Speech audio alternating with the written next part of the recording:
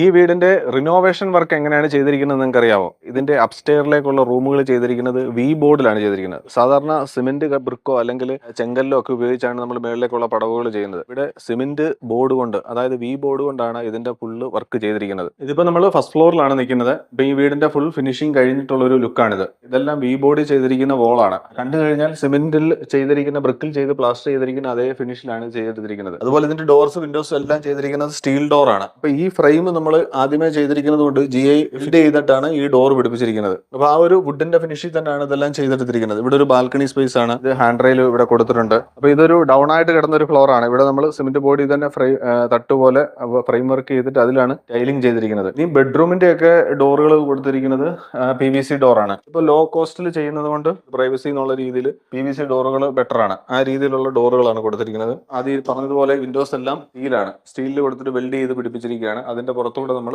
ഈ വി ബോർഡിൽ ഫിനിഷ് ചെയ്തെടുത്തിരിക്കുകയാണ് ഇതിന്റെ വോൾ വർക്കുകളെല്ലാം. ഫസ്റ്റ് ഫ്ലോറിൽ ഇവിടെ ഒരു ടോയ്ലറ്റ് ചെയ്തിട്ടുണ്ട്. അപ്പൊ ഈ ടോയ്ലറ്റ് വരുന്ന ഭാഗം മാത്രം നമ്മൾ ബ്രിക്കിലാണ് ചെയ്തിരിക്കുന്നത്. കാരണം ഇതിന്റെ കൺസീൽഡ് വർക്കുകൾ, പൈപ്പിന്റെ ലൈനുകളെല്ലാം പോകാനുണ്ട്. അതുപോലെ വോൾ ടൈൽ ഒട്ടിക്കാനുണ്ട്. അപ്പൊ അതുകൊണ്ട് ഇത് ബ്രിക്ക് വോൾ തന്നെയാണ്. ബ്രിക്ക് വോൾ പ്ലാസ്റ്റർ ചെയ്തിട്ട് 4 സൈഡും മാത്രം ബ്രിക്ക് വോൾ ചെയ്തിട്ട് അതിലാണ് ടൈലിങ്ങും പ്ലംബിങ്ങിന്റെ ഫിറ്റിംഗ്സും എല്ലാം ചെയ്തിരിക്കുന്നത്. ഇപ്പൊ വാഷ് ബേസിൻ ഒക്കെ പിടിപ്പിക്കണമെങ്കിൽ ബ്രിക്കിൽ തന്നെ ആയിരിക്കും കുറച്ചുകൂടെ സേഫ്.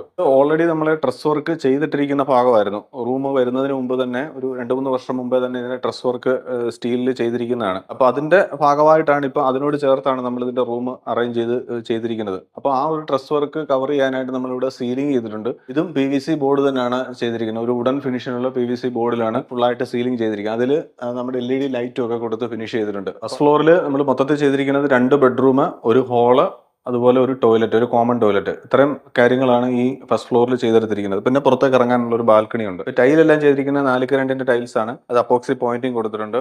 എല്ലാം ലോ കോസ്റ്റ് ആയിട്ടുള്ള രീതിയിലാണ് ചെയ്തെടുത്തിരിക്കുന്നത്. ഫ്രണ്ട് ഡോറും ബാക്ക് ഡോറും മാത്രം സ്റ്റീലും, ബാക്കി ബെഡ്റൂംസിന്റെ ഡോറുകളെല്ലാം PVC ഡോറുകളുമാണ് കൊടുത്തിരിക്കുന്നത്. വിൻഡോകളും എല്ലാം സ്റ്റീൽ വിൻഡോസ് ആണ്.